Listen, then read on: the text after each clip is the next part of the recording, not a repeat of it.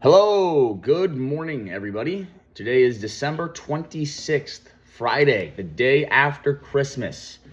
Hope you all had a great holiday. Welcome back to the channel.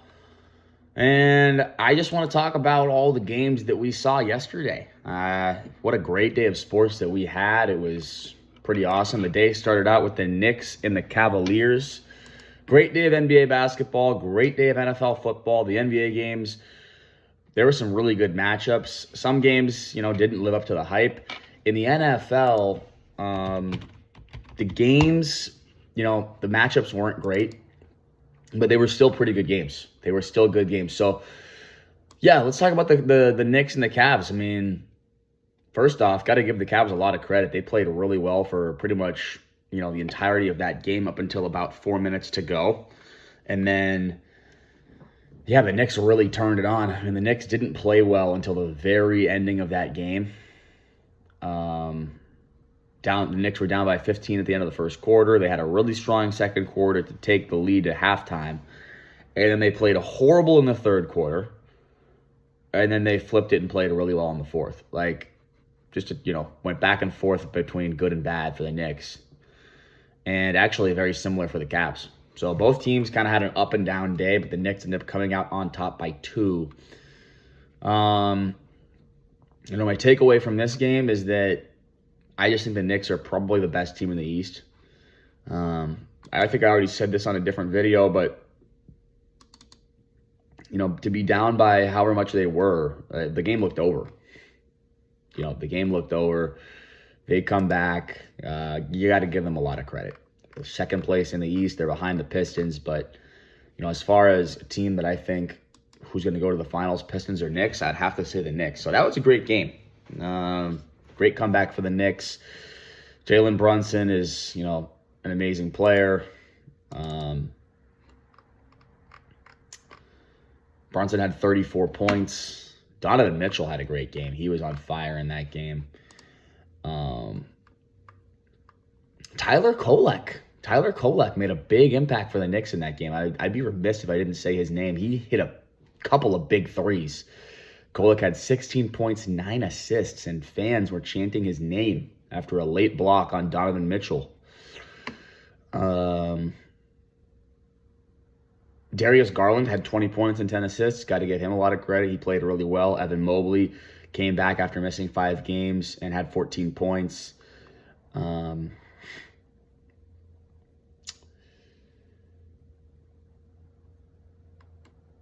Yeah, so good game, great game, and I think we could see a playoff matchup between those two teams. That's very possible. So wouldn't be surprised to see them face off in the playoffs, and I actually hope we see them face off in the playoffs. I think that'd be a really good series. All right, Spurs and Thunder. This game was interesting. You know what? The Spurs are a team that I think could go to the finals. They could win the finals this year. They're ready. I mean, I watched this game, and, OKC is one of the most fun teams to watch, especially when they're at home. I mean, the fact that they lose this game by 15 points at home is pretty ridiculous. Coming into this game yesterday, the Thunder were 14-0 at home. They had not lost a game at home all year long. And there's something about this Spurs team. They just know the Thunder well. Wemby's on a minute restriction, and he's able to go out there. They're able to go out there and win the game by 15 easily, and they were never really in doubt. Wemby only had 19 points and 11 rebounds. Imagine when Wemby's at full strength, when he's playing 40 minutes a game. That's going to be scary. This team, De'Aaron Fox, 29 points. They have now beaten the Thunder 3 times in a row in the last 2 weeks. And everybody's around here talking about, are the Thunder unbeatable? Are the Thunder going to break the Warriors' record for the most wins in a regular season? The Thunder are a juggernaut, all this.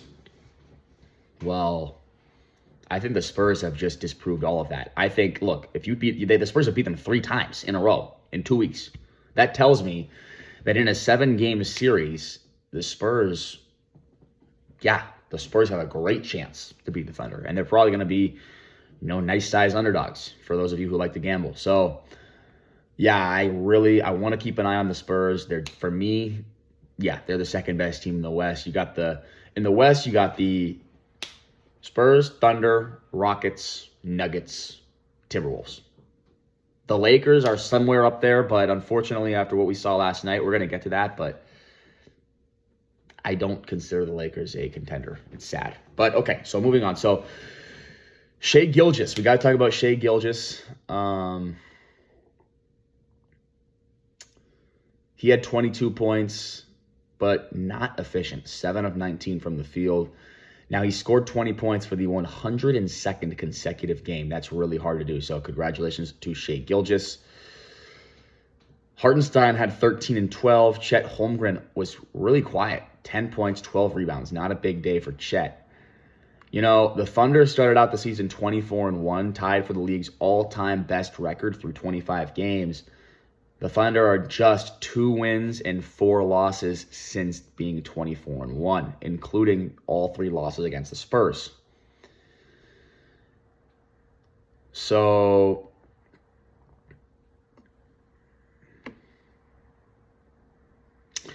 yeah, I mean, I think the Spurs are right there with the Thunder. And, I think it's time to start. I think Wemby is, for me, the best player in the NBA. And I know that might be a crazy statement. Some people might not agree. Some people might think it's too early to say that. Just what he can do on the floor, just how he affects the game. Like if you asked me, hey, Cole, what player would you like to start your franchise with? You got the choice from everybody. You could choose Giannis. You can choose Wemby. You choose Luka. You can choose Shai Gilgeous. You can choose all these guys. I would choose Wemby for sure.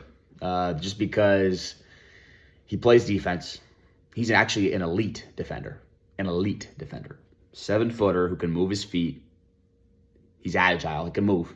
He's a very skilled player. He just does it all. He does it all. And that's something that nobody else in the NBA does. He's a unicorn. I mean, remember what they said about Kristaps Porzingis. This guy's a better version of Kristaps Porzingis. This guy's yeah, it's actually hard to talk. It's hard to say how good Wemby is in words. It's really hard to put it in words because I don't think I've ever seen a player as good as Wemby in the NBA in my life. It's insane what this guy does. And I mean, I grew up watching LeBron. I mean, when you compare this guy to LeBron, they're two completely different players. But the domination that Wemby has, I can see this lasting for a long time, and I hope he stays healthy. And this guy's got a chance to be one of the all-time greats. And you know what? I think he knows it. You just see the way he acts, the way he carries himself. He couldn't have a better situation than having Tim Duncan, Manu Ginobili, Tony Parker, Greg Popovich as his role models and as his kind of mentors. I mean, you can't ask for any better mentors than that. Those guys, they know how to carry themselves. They're consummate pros. They don't make mistakes in public. Yeah, the Spurs are set up for a long time, which as a Lakers fan, it's a bummer, but it's fine. The Lakers will always be in the picture, so, the Spurs deserve it. They went through a lot of bad years there, and the front office, they turned it around with some really good drafts, and obviously, you can't miss with Wemby, so, the Spurs, a very exciting time for them. They're in second place in the West, and they've picked up 3 wins in a row against the Thunder. Very big deal. All right, Golden State hosted Dallas in the NBA. Golden State won by 10 points. It was a pretty back and forth game the whole way. I tuned in. Dallas lost Anthony Davis. I would say I think it was before halftime they lost Anthony Davis. And it's sad because, man, I'm a Lakers fan. We watched Anthony Davis, play for the Lakers for all those years, from 2020 to, or whatever it was, 2020 to, 2025, 2020, middle of, or beginning of 2025. But anyways, watched him for all those years, and he just could not stay healthy. I mean, that's been the calling card for Anthony Davis his whole career. He always gets injured. It was no different yesterday. Steph Curry, 23 points, for the Warriors. Jimmy Butler had 14, and he also had 9 assists and 9 rebounds. So Jimmy Buckets had a nice day at the office. Cooper Flagg, extremely impressive stat line. 27 points, 13 for 21 from the field, 6 rebounds, 5 assists. This guy has not even reached his full potential yet. He's going to get a lot better. He's still only, 19, 20 years old? I mean, this guy is going to be amazing. I can only imagine, how much better Cooper Flagg is going to get with 5 years of hard work, 5 years just getting better. This guy is going to be really good if he stays focused. So good to see him play well. Klay Thompson returned to face the Warriors.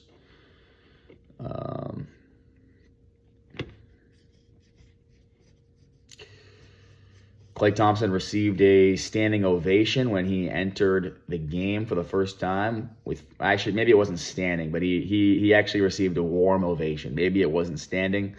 Not so sure about that detail, but he came in with 5 minutes, 51 seconds to go in the first, and the whole arena gave him an ovation.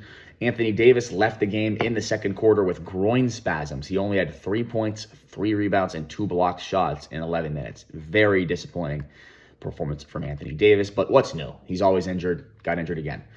Draymond Green started and got 7 points, 5 rebounds, and he was playing in foul trouble. 2 days after he and Coach Steve Kerr had a heated exchange in Orlando. Both apologized to each other.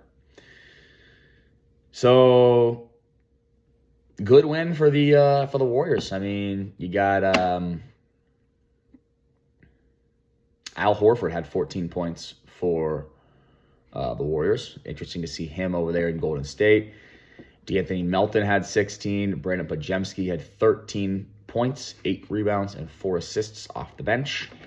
And so the Mavericks will head up to Sacramento to face the Kings on Saturday. The Warriors will head to Canada, where they face the Toronto Raptors on Sunday. So interesting game there. The Splash Brothers, Klay and Steph, going at it.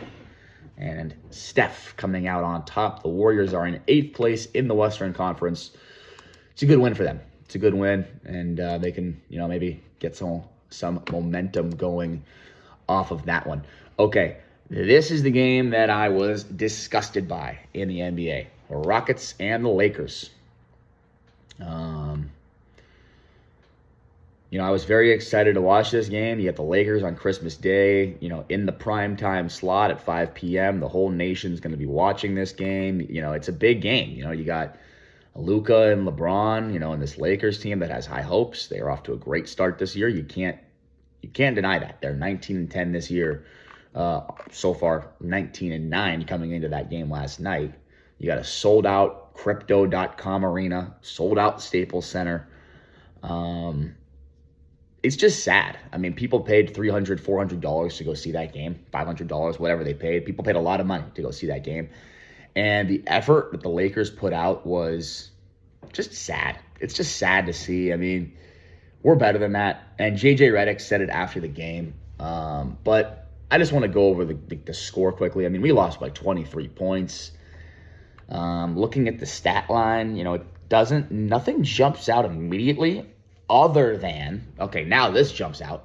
So here, you go to field goal percentage. We shot 50% from the field. That's quality. We shot 36% from 3, so we were making shots legitimately.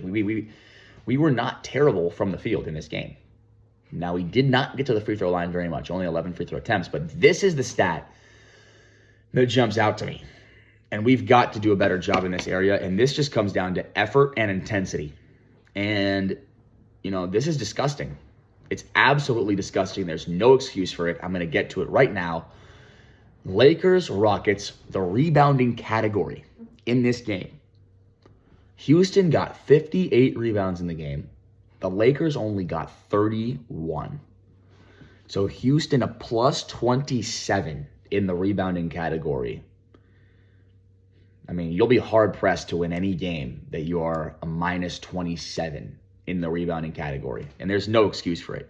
DeAndre Ayton played. Aiden was out there.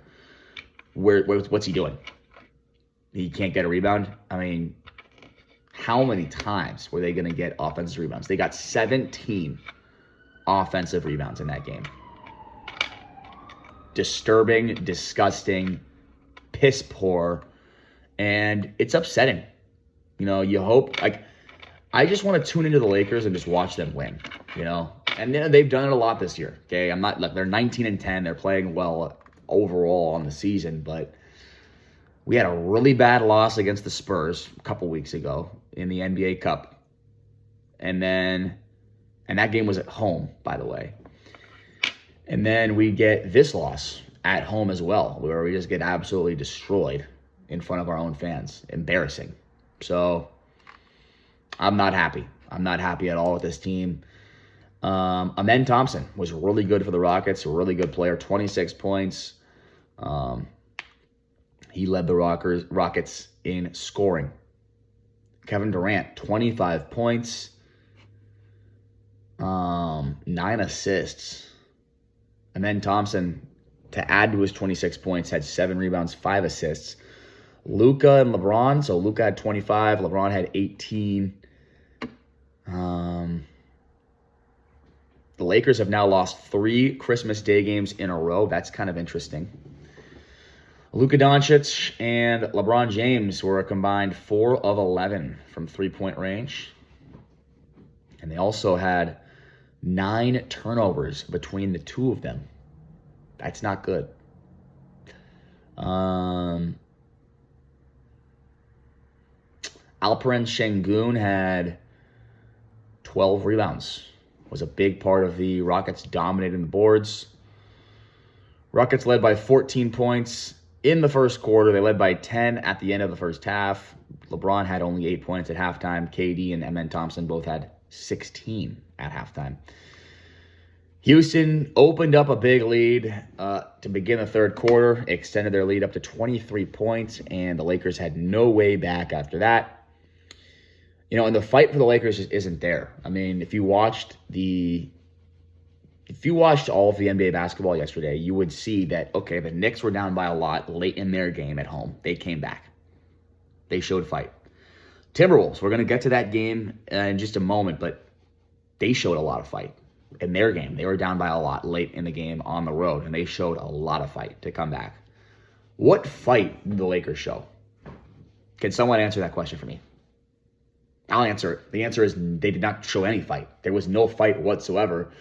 The Lakers looked like they didn't want to be there. It was so uninspiring, and it's disappointing. Now, I've talked enough crap on the Lakers. I want to move on. Hopefully they can figure it out and turn it around. I believe in them. They've got LeBron and Luka. They can do it, but they got to get it going quickly. They got to get that going right now. So finally, this was probably the best game of the day. Timberwolves and Nuggets. Oh my goodness, what a game. It was really close through the first half. Denver was up by 1. Or no, they were up by 2. Denver was up by 2 at halftime. You look at the numbers on the stat sheet. Both teams shot pretty efficient from the field. Denver shot a lot better from 3. Timberwolves did not shoot the 3 ball up to their usual standard. Denver out-rebounded Minnesota, but it was close, just a +7 for Denver in the rebounding category. This game was really close. On the stat sheet, there really isn't much that stands out. It came down to who made the plays at the right time, and the Nuggets did that. What a game. I mean, the Timberwolves were down by 15 points with 5 minutes left in the game. And, I'm sitting there watching it thinking the game's over. In fact, I talked to my friend. I told him, hey, this game's over. And what do you know? No game in the NBA is ever over. The Timberwolves come back. They tie the game. I mean, if you saw this game, there were so many big shots, but the one that obviously comes straight to mind is the fadeaway three-pointer in the corner from Ant-Man to tie the game. And Ant-Man, he injured himself early on. I think in the first quarter or second quarter, it was actually the first quarter, he landed on his shoulder, his right shooting shoulder, a little bit awkwardly. And he had to deal with that the rest of the way. And it was looked like it was bothering him for a lot of the game, but he was able to battle through it and had a really, really nice night. Nikola Jokic, 56 points, a triple-double, 16 rebounds, 15 assists, 56 points. Oh, my God. That doesn't even seem real. Like, when you say that, it's just ridiculous. But we have become accustomed to Nikola Jokic putting out those type of stat lines. It seems like he does it, routinely. Doesn't seem like it's anything, Jokic had 56 points, 16 rebounds, and 15 assists. That's normal. Kind of crazy. Joker broke Stephen Curry's record of 17 overtime points. Wow, I actually did not catch that when I was watching the game last night. So he had 18 points in overtime alone. And you know what? If you want to just talk about the overtime, the Timberwolves jumped out to a 9-point lead at the beginning of the overtime. And again, I said, this game's over. There's no way the Nuggets, after blowing that big lead, are going to be able to come back down 9 now. But somehow the NBA is just insane. The Nuggets, you know what? Got to give them a lot of credit. They did not give up. They got a lot of fight over there too. They could have just rolled over, said, you know what, we just choked a big lead. No, they didn't. So give them credit. Give credit to the Nuggies. Jamal Murray, 35 points. Anthony Edwards, 44 points. Now, Edwards did get ejected at the very end of the game when the game was pretty much already over. This is another thing, though. The Nuggets won this game. They win this game against a very good Timberwolves team, a team that is going to be in the playoff picture at the end of the year. The Nuggets were missing 3 key contributors: Christian Brown, Aaron Gordon, and Cameron Johnson. 3 guys that play significant minutes. Cameron Johnson is a very important 3-point shooter. Everybody who watches the NBA knows how important Aaron Gordon is. He's been a starter for the Nuggets for, several years at this point. And Christian Brown is a young player who has also been starting a lot of games for the Nuggets. So they were down 3 key players, and they still get the win. Got to give them a lot of credit. I think both these teams are going to be there at the end of the year. I guess actually, you know what? All 3 of those guys are considered starters. Brown, Johnson, and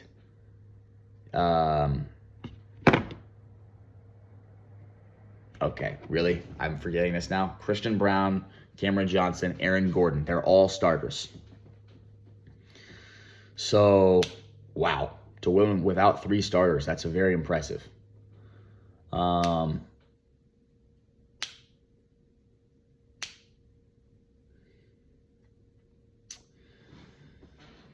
Yeah, I mean, Anthony Edwards told ESPN before the game, he said, I'm going to have 30 points for sure. I might have 40, but it's going to be a night. Wow. Bro goes out there and he dominates. He dominates after that. How many did he have? Did I say he had 44?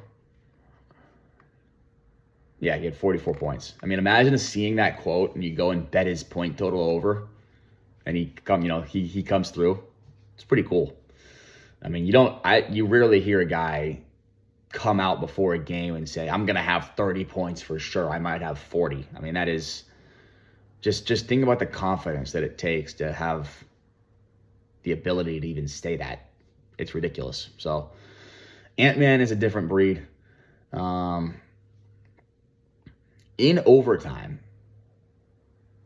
Jokic was 3 for 3 from the floor, 2 for 2 from beyond the 3-point line, and 10 for 11 at the free throw line.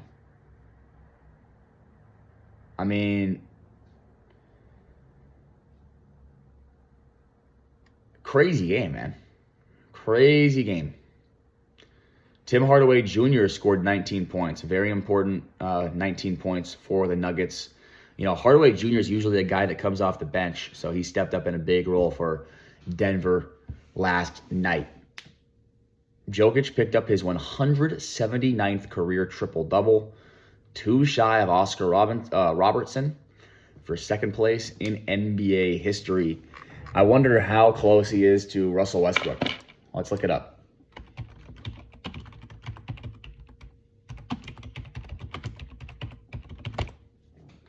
So triple-doubles, Westbrook has over 200.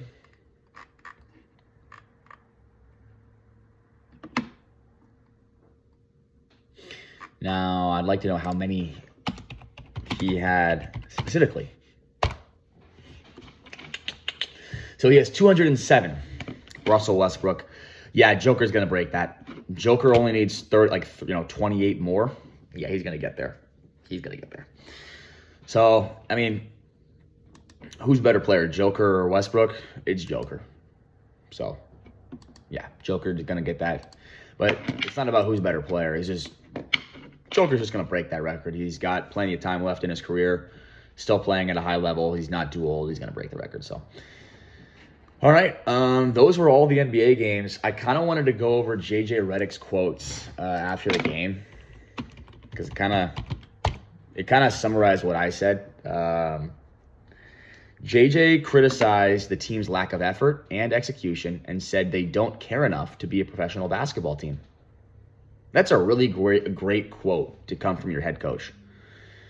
Head coach J.J. Redick criticized his team's lack of effort.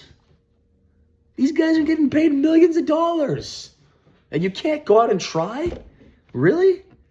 Your head coach, your own head coach, is going to criticize your lack of effort. That is unacceptable. And he says they don't care enough to be a professional basketball team. Really? That is horrifying. Why would I ever go to a Lakers game ever again? Tell me, why would I spend all that money to go up to LA, pay for parking, pay for food, pay for drinks, pay for a damn ticket that's going to cost me, a ridiculous amount of money to see this shit, to see this team play like shit? Why would I do it? Why would anybody do that? Why would anybody put themselves through that torture? Good question. Okay, so that's it. That's all I wanted to say about the Lakers. Great day of basketball, though. Now let's talk about the NFL games. There were 3 games yesterday. Very interesting games. Fun games to watch. Tuned in. Christmas is always a great day of sports. You just sit there and kind of enjoy the sports that are going on. But Dallas, they were able to beat Washington in a meaningless game. That game did not matter for either one of the teams. Dallas jumped out to a 21-3 start in the first half, and I thought, okay, this game could get out of hand. Dallas could win this game by a whole heck of a lot of points, but Washington hung in there. This guy, Josh Johnson, you got to give him a lot of credit. 15 of 23, 198 passing yards, 92.3 QBR. He hung in there with Dak Prescott. And this Cowboys defense, they're horrible. So I always had a feeling that Josh Johnson would go out there and play pretty well, and what do you know? He did. Dak Prescott, 19 of 37, 307 yards, 2 touchdowns, no interceptions, 97.5 QBR. Javonte Williams had a touchdown. Turpin had an 86-yard touchdown. That was a long one early on in the game. Jake Ferguson caught a touchdown at the beginning of the game. But for Washington, this guy, Ja'Cory Krosky-Merritt, had 2 rushing touchdowns, 1 for 10 yards and then 1 for 72 yards. That 72-yard touchdown run really changed the game. It brought Washington right back in it. And this guy, Jake Moody, you got to give Jake Moody a lot of credit. He came up big for the Commanders, made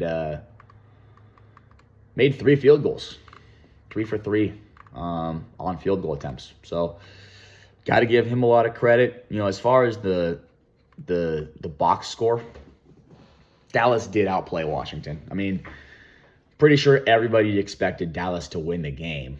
It was just a matter of how close is this game going to be. And, you got to give credit to Washington for fighting and for, making it as close as it was. But in the end, yeah, Dallas does come out on top. And they pretty much dominated every statistical category. Something that's interesting that I just saw right now, the Cowboys were 6 for 6 on fourth down.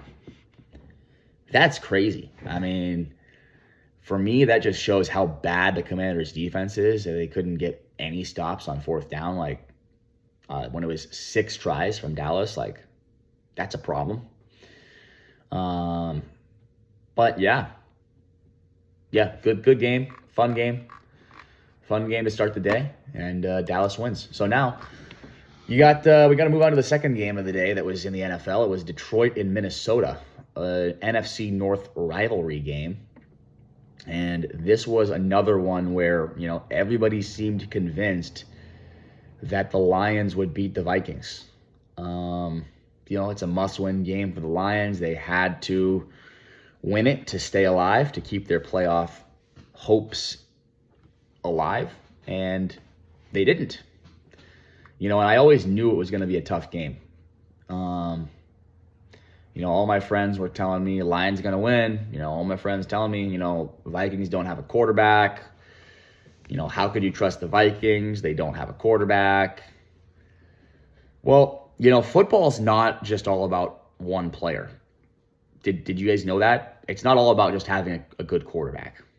Contrary to popular belief, there's a lot of other things in the game of football that actually matter other than just a quarterback. Now, I'm not going to say, hey, quarterback is very important, okay? I'm going to be honest. The quarterback position is the most important position. But just because you don't have a quarterback doesn't mean you're automatically going to lose the game by 20 points. I mean, it was getting a little bit out of hand, okay? The Lions, coming into yesterday, had lost 3 of 4.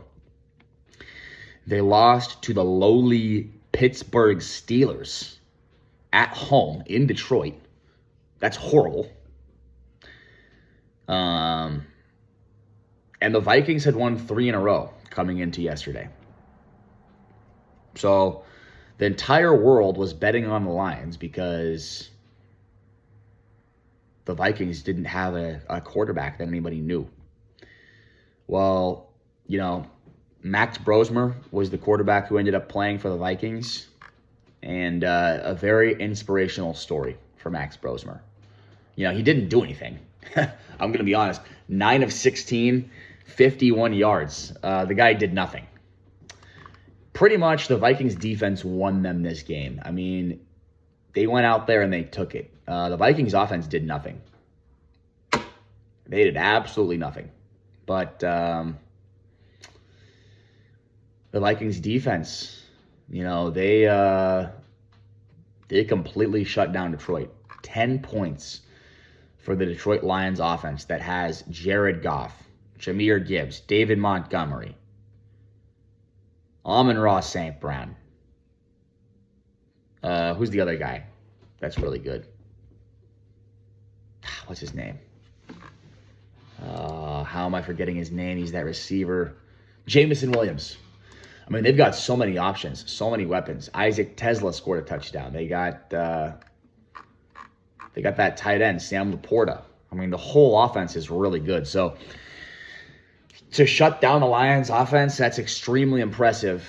Just to go through the numbers quickly, the Lions on offense in that game, 5 of 14 on third down. They only passed the ball for 163 yards. They only ran it for 68. 230 yards total for the Lions. 2 interceptions thrown by Goff. They fumbled and lost it 4 times. Wow.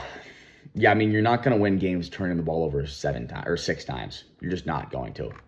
They turned the ball over 6 times, and that's why they lost the game. If they didn't turn it over 6 times, they probably would have won. So, got to play cleaner football if you're Detroit, and their season's over. So they can go to Cancun, But good for the Packers. They clinch a playoff spot with that result there. And then finally, the last game of the NFL slate yesterday, the Denver Broncos visited the Kansas City Chiefs, and this was a very important game for the Broncos. Of course, they're trying to lock up that number 1 seed in the AFC. The Chiefs are eliminated already from playoff contention, but they're going to play for pride, obviously, on their home field against a division rival in the Denver Broncos, who, by the way, they hadn't won in Kansas City in, I think, almost 10 years, or maybe it was over 10 years, but I'm not sure the exact stat, but it was a long time since the Broncos had beaten Kansas City in Kansas City. And it makes sense when you have Patrick Mahomes there healthy for the last, however many years it's been, 9 years, 8 years. But inspirational performance from the Chiefs.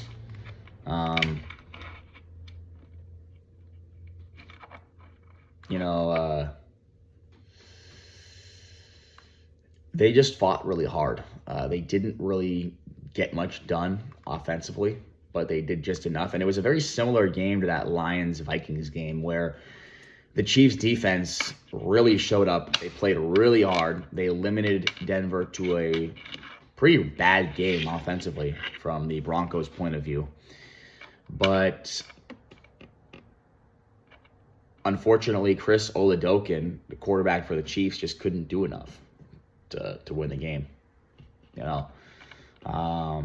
The offense for the Chiefs was just anemic. They didn't have anything at all. They had 139 total yards in the game. So they just couldn't do anything on offense at all. Denver struggled offensively too. It was a really good performance defensively by both teams. But in the end, Denver comes out on top with the better quarterback play and just the overall better team right now. Bo Nix, 26 of 38, 182 yards, 1 touchdown, 1 interception. Not his best day at all. Actually, pretty bad day for Bo Nix. RJ Hardy couldn't really get it going. Yeah, I would say the big takeaway was Chiefs defense is really good. Both defenses are really good. And I think if the Chiefs had Mahomes healthy, they're probably going to win that game. So it's a bummer. But the Chiefs have now lost, have they lost like 6 out of their last 7 games or 7 out of their last 8 games? Something crazy like that. Chiefs have just fallen completely off a cliff. Denver have now won 11 of their last 12. They get back on the saddle after losing badly last week to the Jaguars at home. So big win for the Broncos. They are now 13-3, and they are still atop the AFC. Those were all the games on Christmas Day. Let's see if there's any big-time stories that we have to talk about here. You know what? I'm just going to end it right there. It's a good recap of all the games on Christmas Day. Hope you all had a good Christmas. Enjoy your Boxing Day, which is today, right? Day after Christmas is Boxing Day. I'm not really familiar with these terms. Yeah, so it's December 26th. Today is Boxing Day. Boxing Day is celebrated on December 26th in the UK and Commonwealth nations, originated as a day for the wealthy to give Christmas boxes with gifts, money, or leftovers to servants and the poor as thanks for year-round service and for churches to distribute alms. Interesting. Well, thank you for tuning in. Leave your comments, leave your thoughts in the comment section below. I'd love to hear what you have to say about the games. It was a fun Christmas day of action, and I'll check back in with you pretty soon here on the channel. Until then, take care. See you next time.